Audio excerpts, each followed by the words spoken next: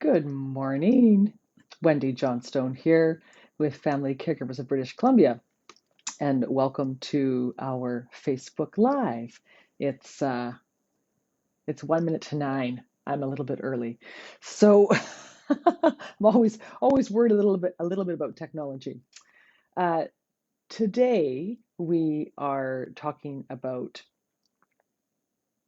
The actual title is The Art of Persuasion, and we're using that title tongue in cheek with regards to communication strategies uh, for family caregivers when communicating with care recipients.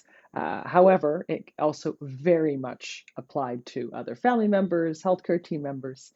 So, uh, in tongue in cheek, we're going to talk really about some key communication strategies that we can bring to our conversations with our loved ones, with the people we're caring for, with other individuals on that care team.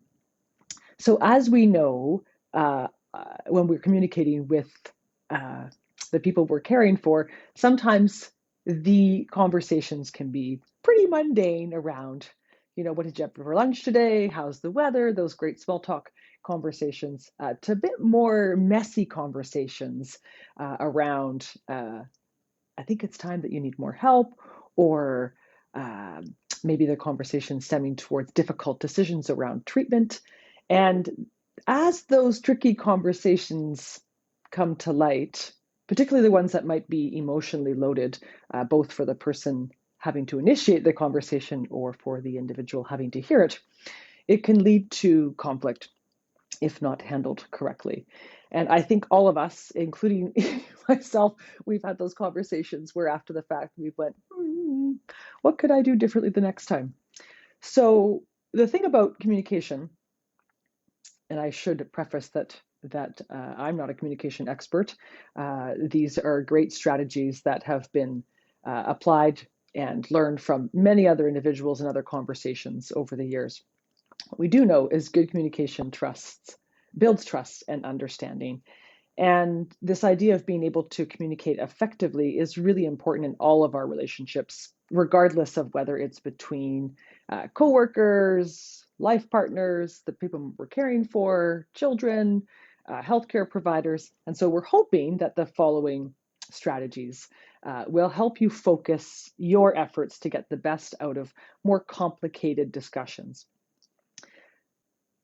I also want to preface that our topic today is really designed for overall general principles, and it's not going to get into those more complicated scenarios, that can, excuse me, come up when we're caring with someone who's living with a mental health challenge or dementia, brain injury, or any other, personality that can make communication a little more challenging. So we talked about bringing forth 3 strategies. Of course, there are more, but we're going to start there.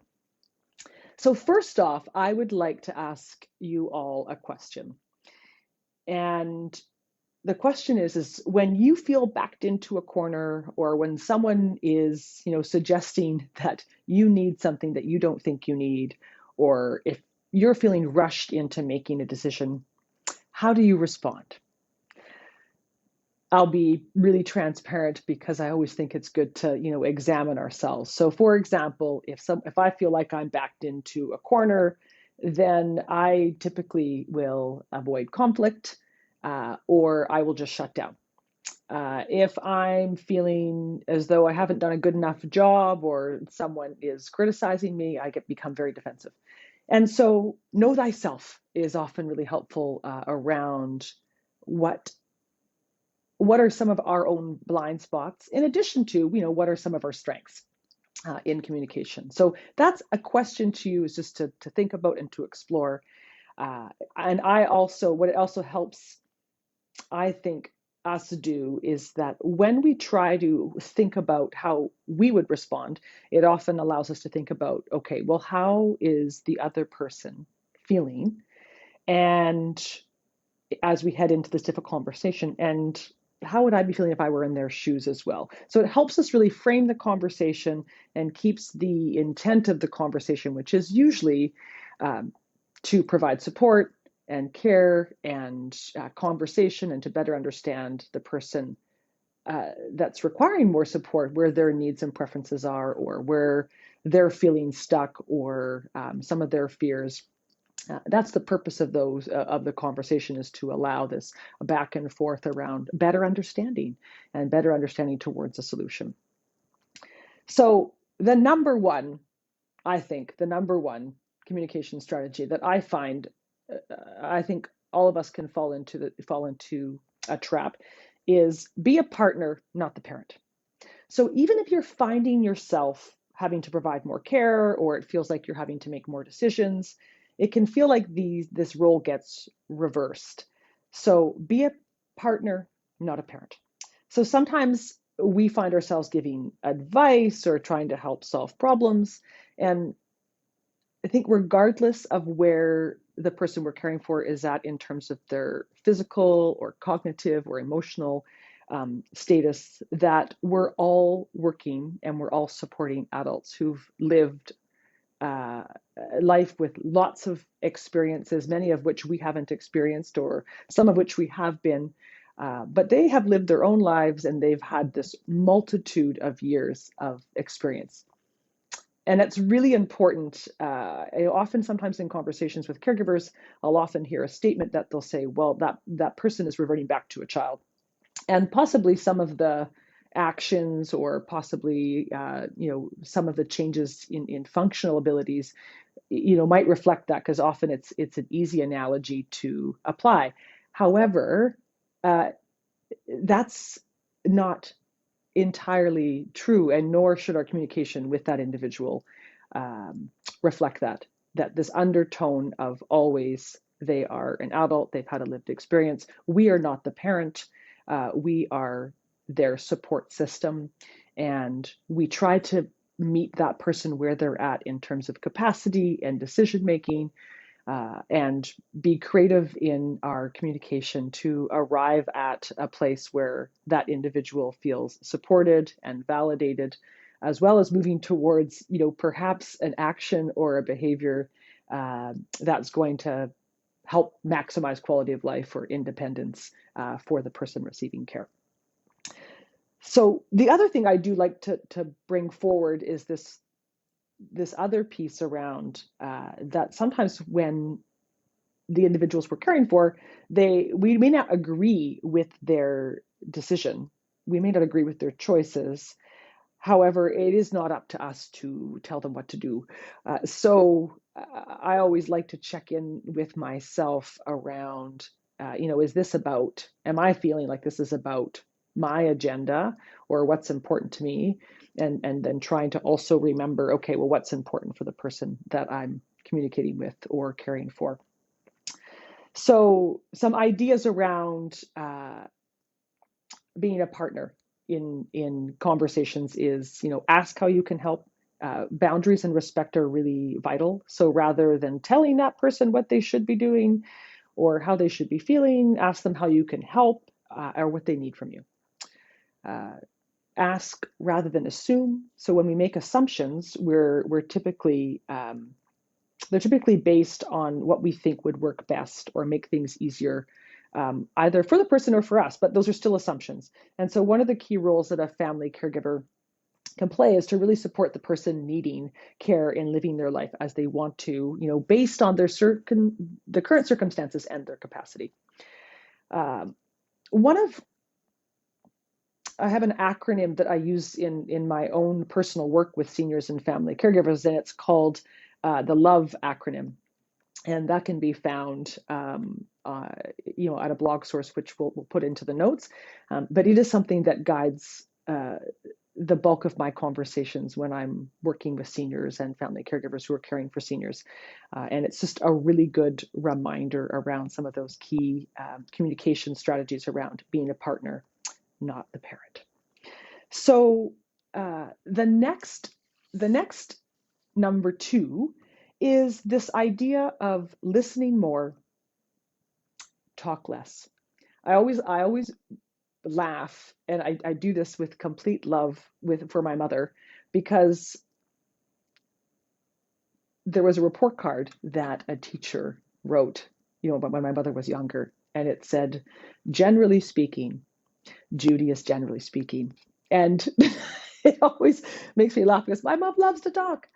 And I think we know, individuals that really like to talk. And even I'm, one of those individuals. And especially, when I'm in a difficult conversation, sometimes I try to fill the gaps when really it's important to speak less and listen more. So we have a general rule of thumb. If you're taking up more than half of the conversation, you need to dial it back. Acknowledging others, concerns and questions is really important. But we also don't need to answer every single point made.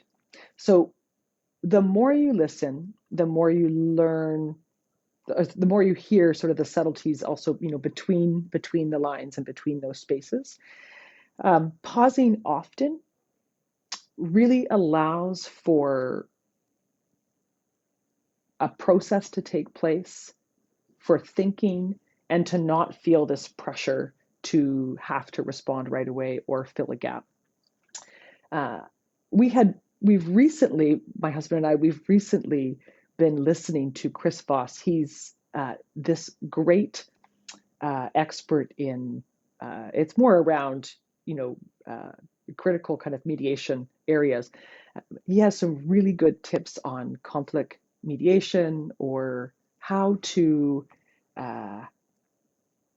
not get into a battle, so to speak, when we're having conversations, especially when there's potentially some conflict. So that's one of his major suggestions, is actually lots of pause, and also, repeating back what the person has answered. And that also creates space and time for that other individual to hear back their response, and to take that in. So those were, listen more, talk less. And the other area we find too is really asking, they're very thoughtful questions that are open and non-judgmental. So this idea of really just saying, just really asking, well, tell me more about how you're feeling, or tell me more about why that's important to you so I can understand. It really allows for an open dialogue to really understand needs, preferences, and values. Because that's often one thing that emerges from conversations, is that sometimes we think we know the person, or we think we know what's most important to them. And the more we start asking questions, and the more we start really hearing their responses and rephrasing or repeating, that we really understand that, oh, there might be a difference in just what we're valuing right now, or what we think is most important to this conversation. So this idea of listen more, talk less, it also allows to share the time more. So it allows everyone at the meeting to have the same amount of time to have his or her say. And I think it really builds this idea of team spirit, accountability, we're all in this together attitude. And as I mentioned earlier, this kind of rephrase and repeat what you hear, so that the other person also really knows that you have heard them. So number 3 is this idea of practicing peace. So if you're continually having issues, or feeling like your conversations are reaching a point where there's conflict all the time, there's a couple of things. One is, consider having a third party who is neutral, who can provide a really neutral ground for conversation. So it can be a wide variety of professionals, or it can just be a trusted friend. I know within our healthcare system that there's, social workers available. We've got clinical counselors. There's, other avenues to explore. So that's one thing, is sort of this practicing peace. And potentially, if you need someone else to come in and help facilitate that conversation, it can really help keep the conversation moving objectively. It keeps things focused. It can help quickly identify some of the, the priorities, and often can provide, a clear action for going forward. I always like to say too that it's not a board game, so winning isn't the objective. That we're a team, you're a team, and it's not about one side getting their way. It's this idea of coming up with a solution that works for everyone. And so with this, practicing peace, it's also really important to check in with ourselves. And this is where that first question I asked at the start, was really understanding what are our trigger points in conversations. And so how can we be at peace? And so even having a pep talk with ourselves, a small check-in, can just help bring awareness into how we're feeling and what some of our triggers are, so that going into those conversations, we can just be really aware of that. I'm going to speak to one more strategy, which I think kind of this idea of practicing peace, and it is really supporting someone living with dementia, brain injury, is in some of these conversations, really arguing and correcting yields no results. And so I try to ask myself, when I'm working with someone who is even really heightened, emotional because of their caregiving situation, or a person who's living with a disease, I often ask myself, do I want to be right, or does that, or do we want this to be a peaceful conversation and moving towards a solution? And it often really helps to avoid arguments. By asking ourselves that question, we can really put things into perspective and really prevent needless confrontation. So we often find too that this is really tricky when we're working with someone with dementia, because they just don't have the insight into their own behavior or even to their own disease. And so it just becomes really unnecessary, can create conflict. That doesn't mean that it's easy. There can be a lot of frustrations and challenges in that communication style. So that was just one point that I wanted to bring up. A few other little tips is keeping it simple. And I often find this, that sometimes we want to overload the agenda and we want to just actually try and get things out of the way. So we want to talk about lots of different things and numerous issues. So really fight that urge and limit the agenda. Sometimes small steps lead to greater results long term. Plan ahead and prepare. This comes back to the conversation about knowing ourselves, knowing the person we're caring for, thinking about where we want to have that conversation. I always like to make sure that I've eaten a bit before I've had a conversation, because I can get crabby when I don't eat. I always like to try and build in 5 or 10 minutes of just some breathing time, whether that's in the car or whether it's just checking in for a few minutes before I walk in the door. I think that's actually really important, because I think we want to practice, those good behaviors to get the best out of communication and to bring our best selves forward. And I think I'll finish up by just reminding ourselves that we really want to put ourselves in the person that we're caring for, their shoes. I always like to think to myself, I'm probably going to be in this position at some point in time. And how do I want to be treated regardless of my physical or cognitive situation? I always just like to really, bring that focal point. Also, it's just really important to acknowledge that, as family caregivers, the roles are demanding, they're vast, they're changing. And so communicating clearly and effectively can be challenging. There's lots of factors that affect that. And so, trying to be a caregiver and communicating, can be complicated sometimes. But hopefully these strategies and these reminders will help provide a pathway, some ideas to ensure that communication continues to go smoothly and effectively. And of course, if you have any other tips and strategies, we certainly encourage you to put them into the chat box. We're always happy to hear what other strategies are working for other individuals. There's a couple of other great resources on our website, which I think are really helpful. We do have one. It's an article that's when the person you're caring for resists help. That's has some really good points in there too. We have a webinar that also talks about who decides what and other touchy caregiver topics, and that one's through Mediate BC, and it's a fantastic webinar. Some really great communication strategies there. We also have a podcast that is episode 2, Speak Out with Courageous Conversations with Caregivers. And there's a couple of other resources outside of Family Caregivers of BC that I have come across. And one of them is 13 Ways to Improve Your Communication, and that's with Eliz. And the next one is some other tips for communication, and it's by the Caregiver Connection, I believe.